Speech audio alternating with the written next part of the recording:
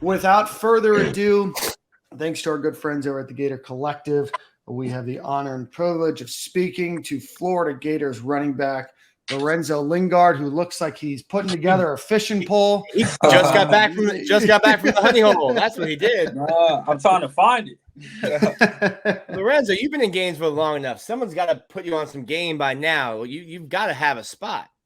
And guess what? The only area is Lake Alice, and you can't fish there. But when they say no fishing, that's where the fish is at. So that's probably why there's so much fishing, right? Or so much fish, right? Yeah. Oh man.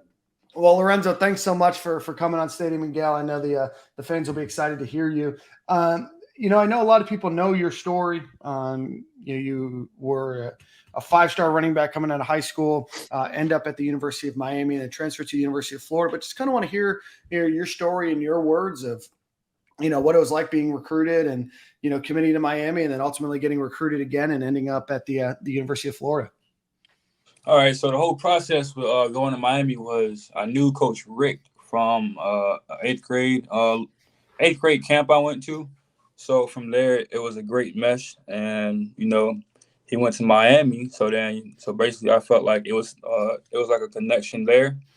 So from that point on, I decided to commit to Miami, even though I was favoring Ohio. But Ohio State was kind of far from home, so my dad was like, "Nah, just stay in state."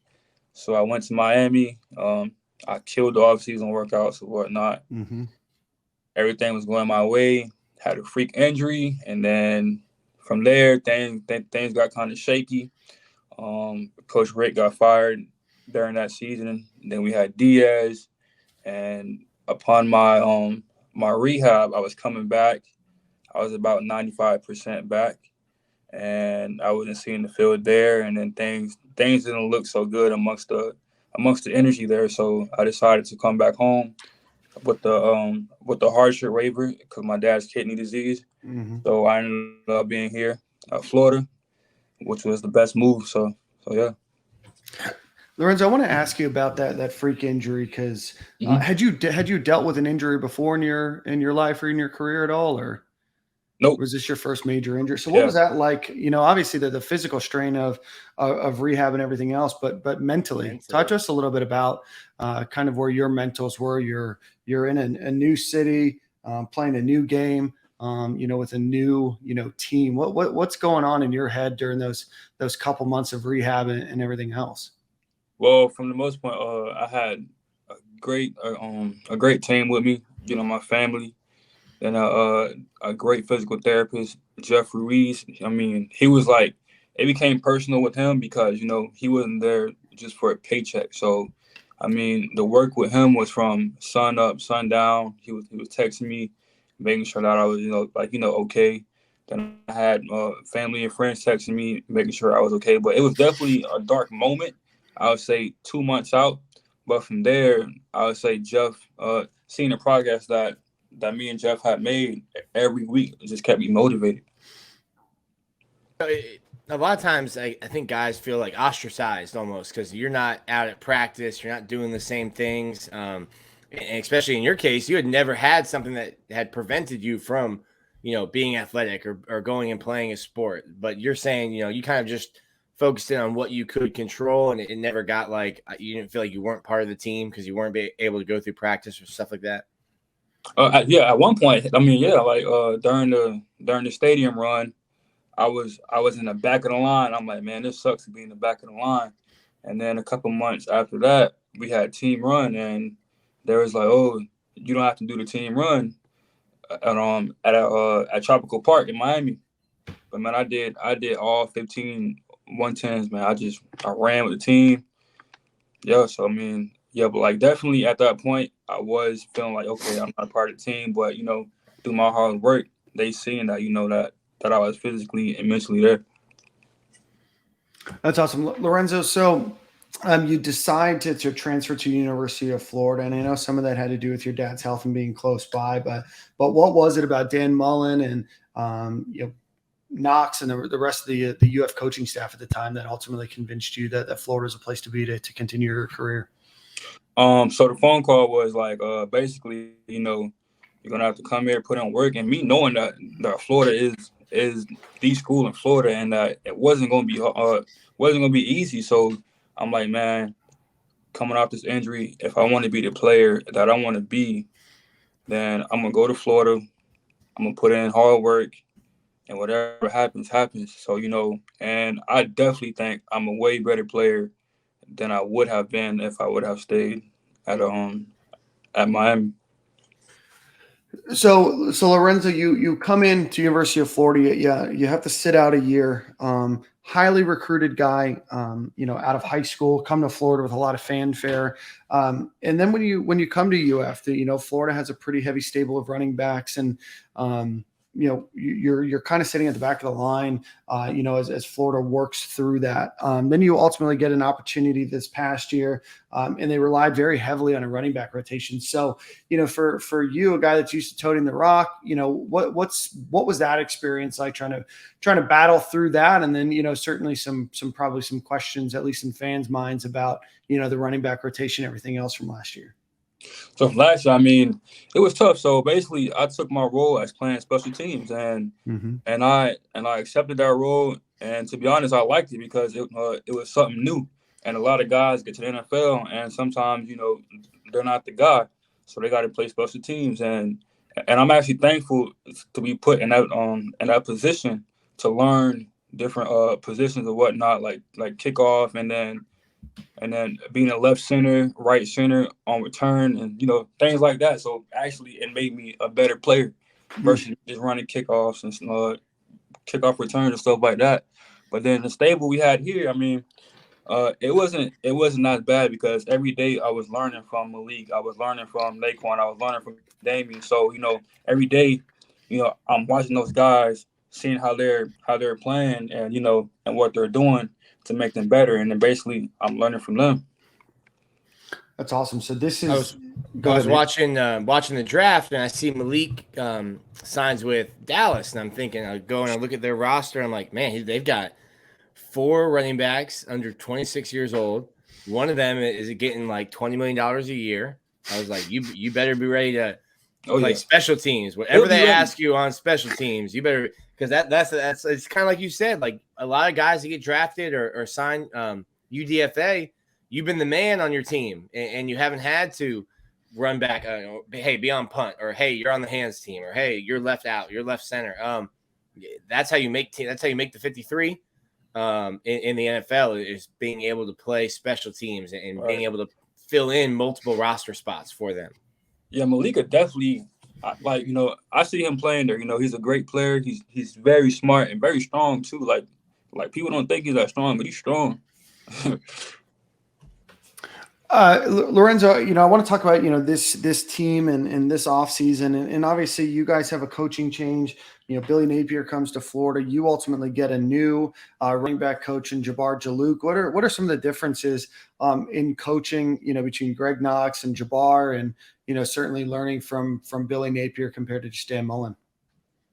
So the old staff, it was kind of like a robot system. Like, okay, do this, do that, do it this way, or just basically it made it seem like we had to be this almost like a puppet. But Coach Napier's crew, they let us be ourselves. And my whole deal with college was I was too fast, I was this, I was that. But Coach Luke is like, no, you're too slow right now. Speed up. And I was like, what? He's like, hit the hole. And I'm like, okay, yeah, I'm gonna do that then. So yeah, it feels all natural to me now.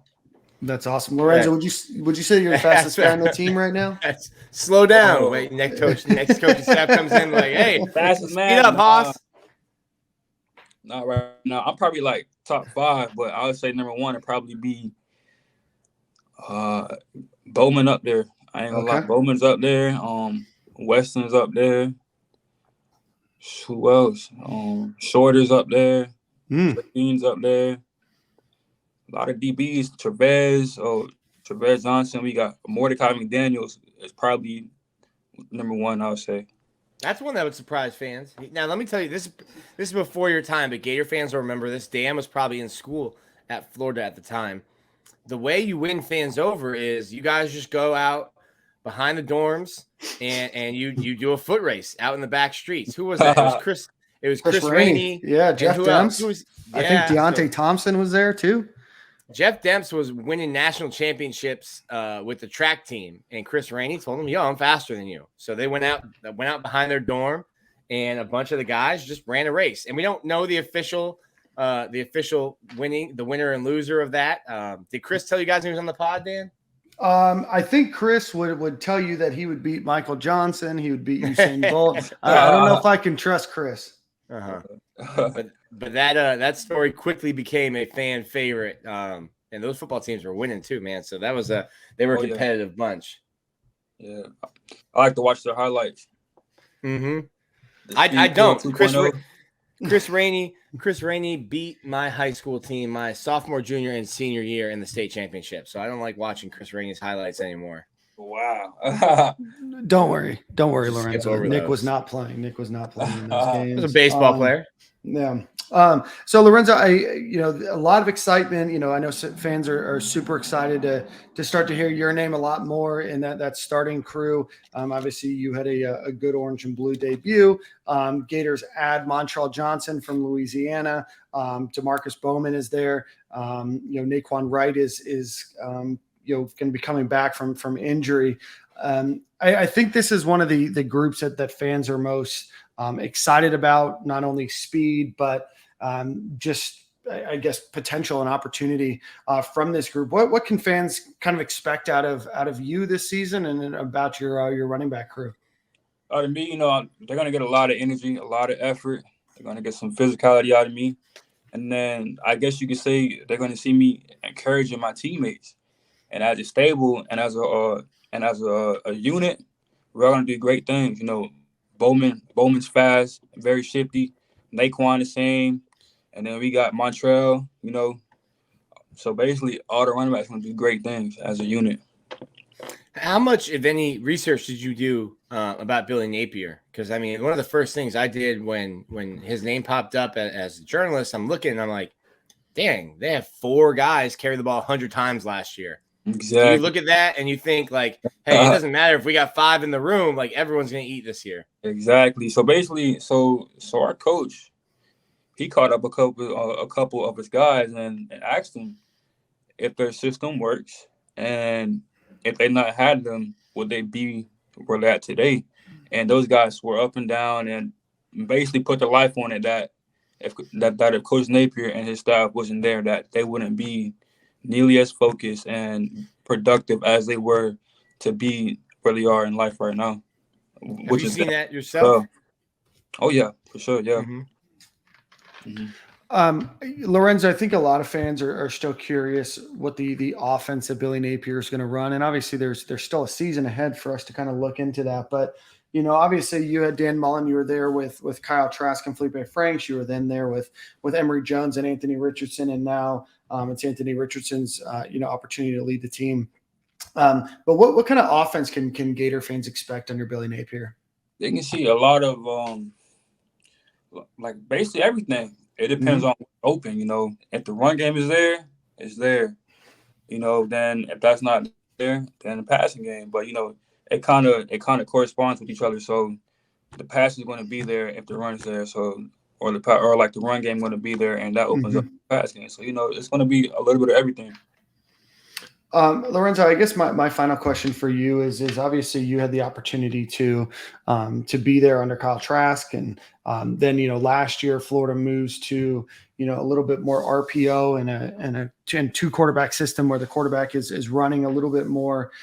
What's it like as a running back being a part of an offense where the quarterback is maybe a little bit less mobile compared to one where quarterbacks are choosing to run a bit more? What's that like as a running back? And I guess how does that make you feel too as a running back as well? So is as a running back, it's whatever would help the team win. So if the quarterback got to pull the ball 1,000 times because it's there and we're going to win, okay, do it. But he might mess up here and there, like make the wrong read and pull the ball. But AR-15, he going to get 10 yards of carry, you feel me? So, either way, whatever helps the team is what we're going to do. And, I can't be mad about that.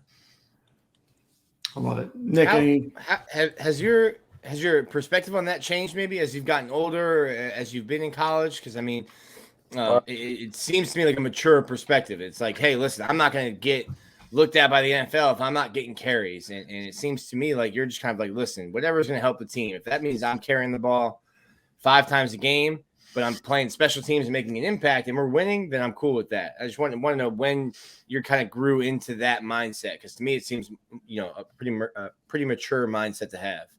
I'll say when I first got here, seeing how important special teams was and seeing how different players took it serious, I'm like, okay. And basically coming here, it was either me and this other player to get the left guard or left center position on kickoff return. I'm like, man, if I mess up on this route, coach gonna take me out. I'm not gonna be in there. So like it was that important to me to stay on the field on kickoff and kick return. So basically, whatever helps the team win and whatever helps me stay engaged in the game and keep my love for the game, I'll do it. What was when Billy came in? Obviously, you're an older guy. You have to kind of get the older guys to buy in.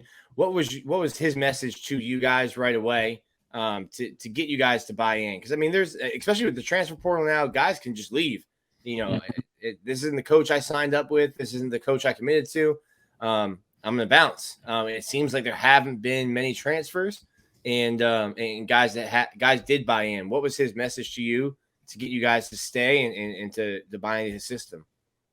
I would say he told us to trust it, and his demeanor when he told us, his staff that came along, they weren't boastful. They didn't have no kind of cockiness to them. Like they were all sincere. They were all one as a unit, and even the coaches that came from different schools with him, they seemed to be almost acting like they were with him from the start. And then basically the direct changes he made, nutrition, he's able to get guys and better housing, and the amount of Bull Gators who supported him of whatnot, I'm like, okay, yeah, he's gonna do the right thing. And then from day one of spring practice, the messages he had around us, the messages he had after practice, just saying, and one that stood out to me was after practice, he said, keep negative people around you. Or not around you, but keep negative people away from you. I don't like negative people. And when he said that, I'm like, yeah, I can trust him because he doesn't like negative people. He don't like bad energy around him. And, some coaches can be negative themselves, but with that staff, you don't see it at all. That's awesome. If you can real quick, take me inside the IPF during phase 2. AR told us in spring practice, he said, man, I'm glad that I was coming back from that knee injury, watching them boys run and do all that stuff, because I'm glad I couldn't do all of it. Take me inside. But you're a workout guy. You like lifting, you like getting your plyos in. But take me into the IPF. What was phase 2 identity like? So for the most part, no water. Like we don't get water until halftime. So so kind of like coming from having water like every other rep or whatnot, and then having no water at all, it kind of makes you focus on getting the job done rather than, oh, okay, I'm tired, let me get some sip, or okay, next rep I'll get water. Like no, like you got a task in front of you and you got to do it. But running those striders and 110s for 10 reps without no water, man, it's tough. It's tough, but like they encourage us and mold us to keep fighting, to keep pushing. Nick, how many 110s do you think you could run without water? One. I'm gonna go with 2. Oh, okay. I think I could really push myself and get through halfway through my third. Okay. Before quitting. Yeah, so about 400 total yards, maybe. I've almost finished my water bottle just talking for 28 minutes on the show. Oh man, Nick, sorry. That's interesting though, because it's like, listen, every football team's gonna run striders, you're gonna run 110s, you're gonna run gassers, but it seems like they're trying to. The water thing is more of a mental thing, and it seems to have worked on you. It's saying like, I'm not focused on when am I gonna get my next sip of water. It's like, hey, I've got to get through this this next rep or with this next exercise or this next drill station. There is no water coming, so focus on what you have in front of you. Exactly. How'd the big men do with no water? Like the first two were kind of shaky, but then they were like us. They're like the skills is just running. So yeah, they could be in shape. Well, actually, they are in shape after that. Oh, shout out to the offensive lineman. Shout out to Des Watson. Shout out to the big guys running those 110s with no water, man. That's rough. Yeah, Dad's made big improvements, man. Big improvements. I've been joking. I said they need to have him and Corey Collier trade plates. Like, Daz, go get what you want for dinner. Corey, get what you want for dinner, and then you switch plates. Yeah, someone will gain weight, someone will lose weight. But yeah, it was interesting. We didn't really know like kind of what went into the identity phase, and now what do they call this phase? It's discrepancy. Yeah. And you guys kind of just like, hey, do what you want. This is your free time. Because when you come back, it's gearing up for fall camp. And then when fall camp starts, you're in season. All right. Exactly. Lorenzo, I do want to ask, obviously you've been, in college, during a time where we've seen a seismic shift in name, image, and likeness, and you've had the opportunity to make some money off of your name, image, and likeness. What's that experience been like as we approach the 1 year mark, with NIL and the opportunities that you've been afforded, and kind of what's the player's perspective of NIL? There's a lot of outside noise and a lot of outside voices kind of opining on it, but what are your thoughts? So basically my thoughts on it was, okay, I don't know if this is going to be legit of whatnot. I don't know, the foundation behind it. And at first things were shaky, companies were shaky, brands were shaky because, we didn't know. And now things are picking up. And I think there's a point where you have to focus on NIL for a certain period. And then there's a time where, okay, NIL going to take care of itself. Let's get back to work. Let's grind. So right now, with this time that I have off, I'm going to incorporate some focus on NIL. But when things get back up, it's going to take care of itself. Like, I'm not going to focus on, streaming or podcasts or whatnot because, I have to grind myself. And there's no bigger NIL deal than the season itself. So, yeah. I love that. I do want to ask, I know when we've heard Billy Napier talk and we saw him a couple of weeks ago here in Tampa, he mentioned not only just NIL being able to be, offered to you in terms of monetary compensation, but talked a lot about the Gator Made program and what they're trying to do to prepare you for life, whether it be with NIL deals or life after football. What's the Gator Made program kind of meant to you, or have you been able to be the benefactor of much of that work that they've done yet with Marcus and Savannah and Billy? Oh yeah, so like from what I've seen from them is they've been trying to embed a lot of things with us. So we had a guy from Twitter come, we had people from Wells Fargo come, just embed on saving and brand marketing and stuff like that. And a couple of our guys had a chance to go to Greece, I would want to say, just to experience. I think they're there right now, if I'm not mistaken.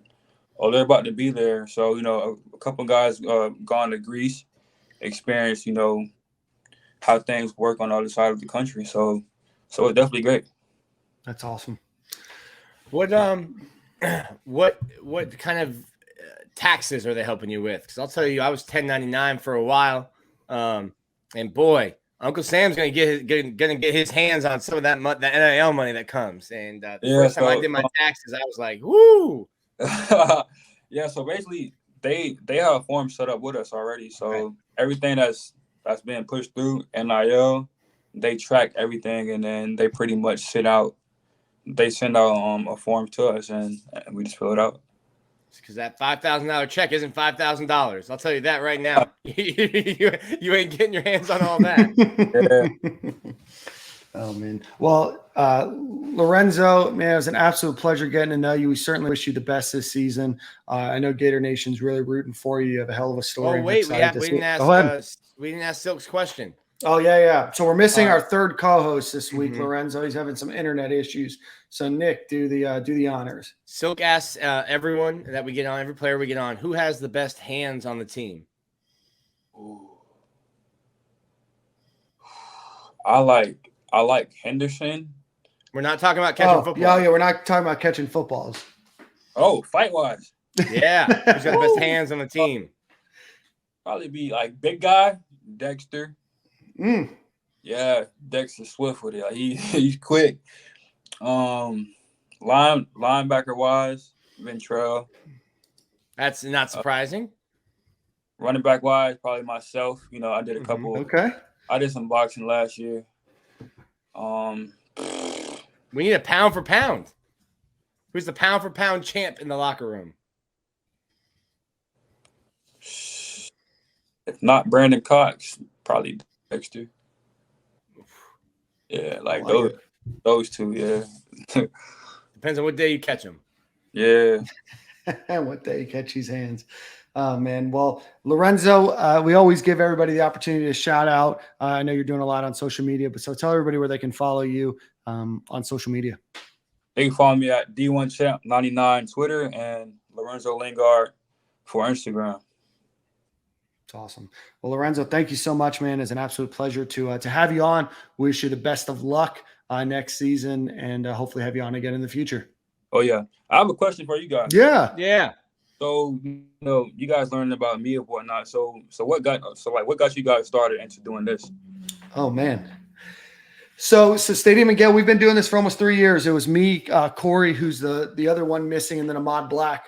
So we thought that there needed to be a kind of a different voice in the Gators podcast arena. There was a lot of opportunities for all of us, and we put some ideas together. And our goal, Lorenzo, was always to try to get the best interviews. Right? We wanted to get the players that people maybe had heard of or maybe had forgotten about. We want to get former coaches. We wanted to get current coaches. We wanted to get administrative folks. You know, we care a lot about content, right? So we want to talk about the game. We want to talk about, you know, the numbers and breaking down each game, whether it be baseball or football or basketball. But we really wanted to get some different voices from people that played the game. So we've been doing this for almost 3 years. Ahmad was with us for about 2, and then life, you know, as it happens, you know, he departed, and Nick was a guy that we had on the show a lot as a guest, as a writer for the Gators program, and Nick was able to slide into that seat, and Nick's done a fantastic job. But my background, man, when I went to UF from 2006 to 2010, I got to work in the football recruiting office for all 4 of those years, which was a really cool honor. So I've always been, you know, really close to the program, and to get the opportunity each and every week to talk about the Gators is truly an honor and a blessing. Okay. And I went to school for journalism. I was on the Ventura Miller plan. It took me 6 years, but I graduated. I got out. When I got into journalism, I thought it was just all like washed up athletes, and like, that's okay. Well, I was a baseball player, played in college, and I was like, oh, it'll probably just be a bunch of former athletes. I got there, and kid sitting next to me was like the editor of his high school newspaper. I'm like, oh, I'm way behind. I need to figure this out. So graduated, and I got a job right away covering Florida for a company called Gator Country. And we actually had to beg back in 2013, had to beg them to allow us to podcast, because like it wasn't podcasting wasn't big at the time. But I listened to Joe Rogan I listened to Joe Rogan's podcast. I was like, listen, this is big. Let us start a podcast. So we started that podcast, and we did it for 8 years. And I moved companies, so I was able to start a new one and jumped on with these guys. Okay, that sounds good. Well, Lorenzo, again, man, I appreciate your time this evening. I know you got a lot on your plate and a lot to do, but definitely appreciate it. Look forward to having you on again in the future, my friend. Oh, yeah, for sure. Thank you, guys. I appreciate it. Appreciate it. Good luck this year, buddy. Thank you.